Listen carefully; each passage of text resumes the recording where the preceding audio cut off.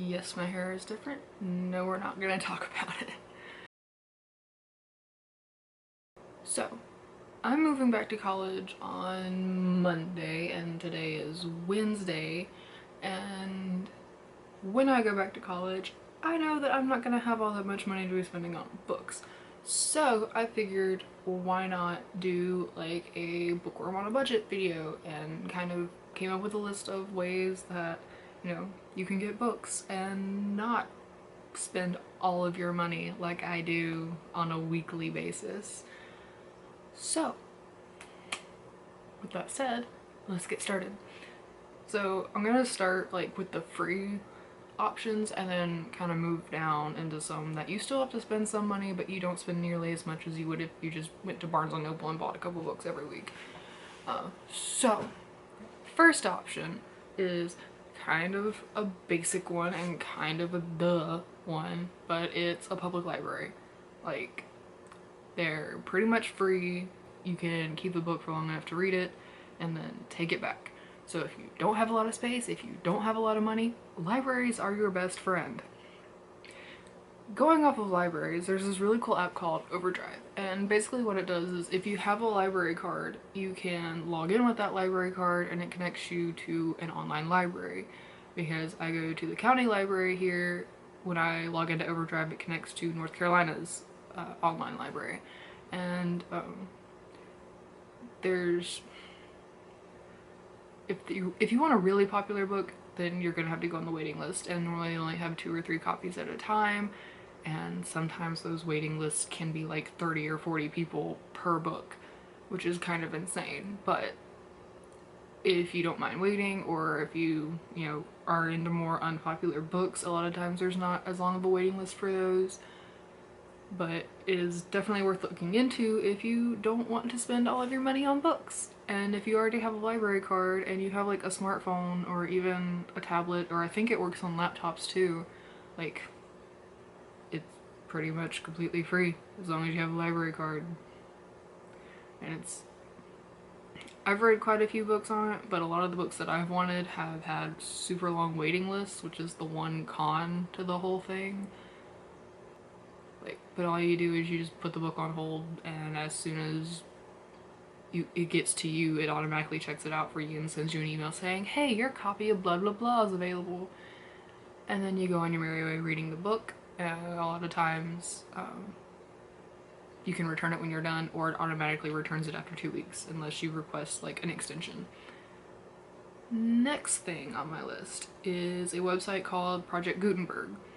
This would be more helpful if you like are in a literature class and you have to read like a lot of the classic novels, because basically what it is an online database of books and audiobooks where the copyright is run out. So they are now public domain, totally free to anyone that wants to read them, and Project Gutenberg has just kind of, put them all together, and you can download them as like ebooks or PDF files, or just read them in your browser, and it's really cool. And I've read a couple things on there. There's lots of old essays, and it's just a really good website, and it's really cool, especially if you're into more like the classic books and you don't want to go to Barnes & Noble and spend $10 on their little classic selection with the really boring covers that are kind of gross looking, if you ask me. But moving on to the stuff that you kind of have to spend a little bit of money on.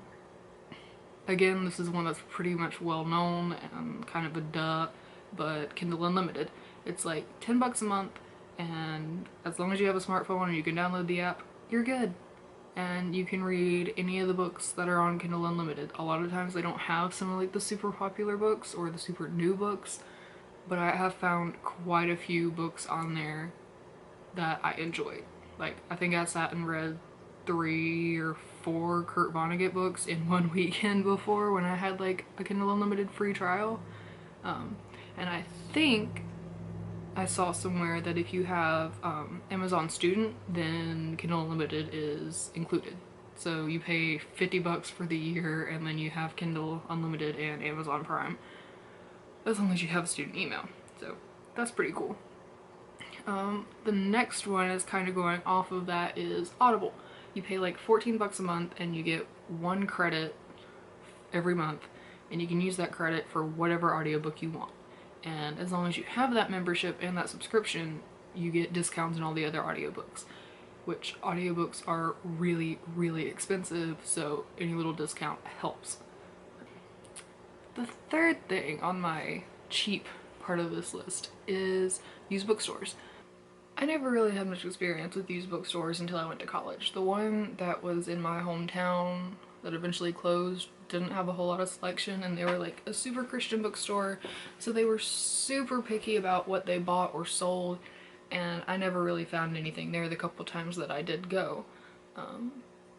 But when I got to school, there were two used bookstores within walking distance of my dorm. I think the furthest one was like 1.5 miles away. I found some pretty cool things for pretty cheap. Like, I'm a huge fan of the Outlander series, and these are the books that I normally buy. These are $18 a piece because they're the big, floppy, nice books. I went into the Reader's Corner one day and I found this, which is an older edition, but it's the same like big floppy book as those, and paid like $5 for it. Like, actually, I paid $3.50 for this versus $18. And the publisher's different, but I mean, and I'm normally a stickler for like my books looking the same, but I mean, on a shelf, those look pretty dang close, and it's good enough for me, especially when I paid $3.50 versus $18. So you had to be willing to dig. Also, the same day that I found that book, I found this really old edition of Outlander for $1. And I mean, it's a little beat up, but it's still in pretty dang good condition for as old as it is, and to be $1. And I just really wanted it because I've kind of started a small Outlander collection, and I wanted this because it looks good in my collection. But I had to dig for it, and I had to go once or twice before I found something really cool. And the cool thing about used bookstores is they're always getting new books, and they're always adding more stock and moving things around. So even if you don't find anything one time, it's worth going like a week or two later, because chances are they have more stuff out. The next thing on my list is book exchanges. I personally have never done anything with a book exchange. I mean, like in high school, they had a shelf out where you could, you know, leave a book, take a book, but I never really did that because none of the books that were there really interested me, and I didn't feel like leaving any of my precious books.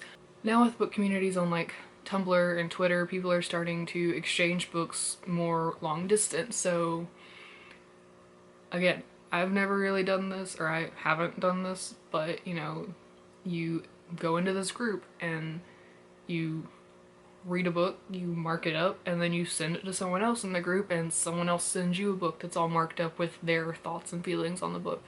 And then you read it, and you mark it up, and then you send it to someone else. And I think that's a really cool idea.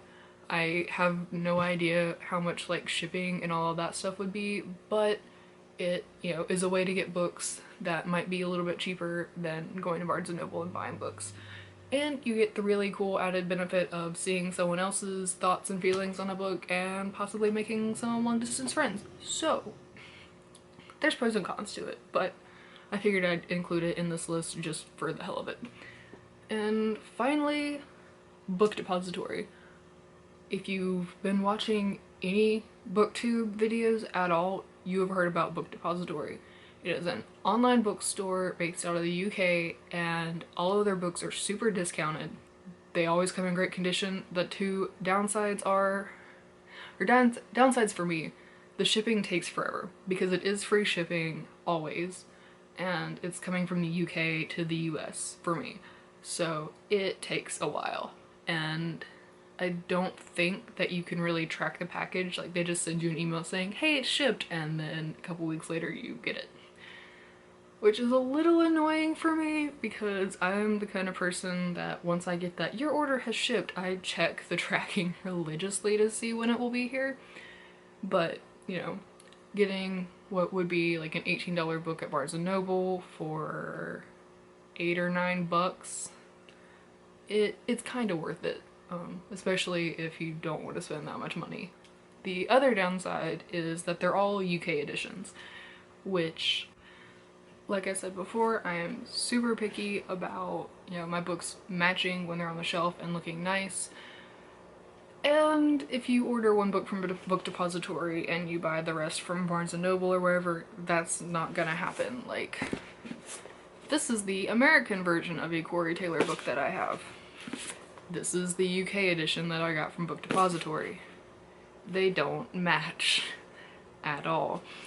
Which, I mean, doesn't affect the readability of the book in any way, shape, or form. It is purely an aesthetic thing, and I'm just picky and stupid, and yeah.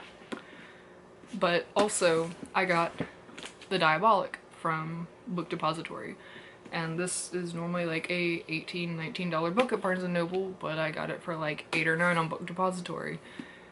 The only thing I don't like about it is this part of the cover is different than the US version, and I don't think it's as pretty, and I ordered this on Book Depository, and then I went to Barnes & Noble a couple days after I got this in the mail, and I saw the US edition, and I'm just like, that's so much prettier. Why didn't I wait and get that version instead? But again, it does nothing to the readability of the book, and as long as you're not stupid like me, it shouldn't cause you any problems at all. But again, I'm just stupid and picky, and yeah. But that's all I got for today. I know this is kind of possibly a longer video and maybe not as entertaining as some of, like, I don't know, none of my videos are all that entertaining. But hopefully it'll help somebody out somewhere, maybe. I doubt the 3 of you that watch my videos, you know, really need all that much help, but who knows.